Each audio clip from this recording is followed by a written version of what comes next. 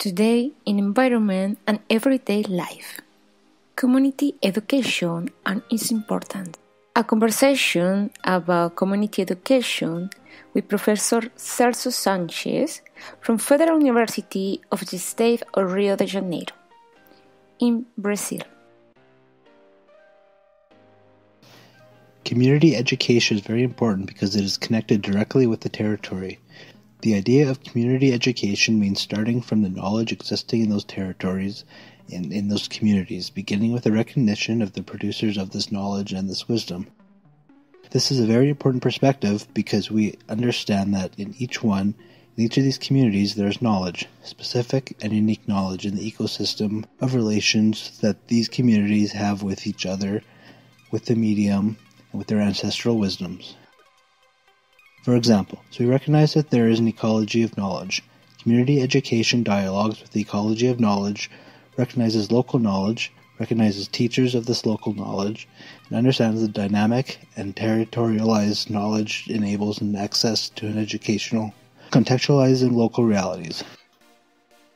This is an aspect that to me seems extremely relevant when we talk about community education, recognition of the territory, recognition of local knowledge, contextualization of local realities, and the ecology of knowledge.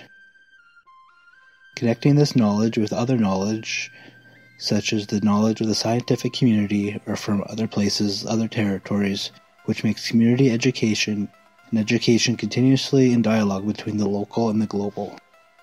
Between the specific and the general, between the particular and the generic. This dimension between individual and society, between individual and collectivity, between the communities themselves and their surroundings, makes us have a perception of community education as being a possibility of adapting to the local reality. That said, when we think about community-based environmental education, we're referring to the perception of the communities in their territory, in relation to the territory, understanding how these communities interact with the territory, and understanding from where the knowledge and wisdom, often ancestral knowledge, emerge, which helps us to foster an understanding of how community produces an ecology of knowledge through their local teachers with respect to environmental issues.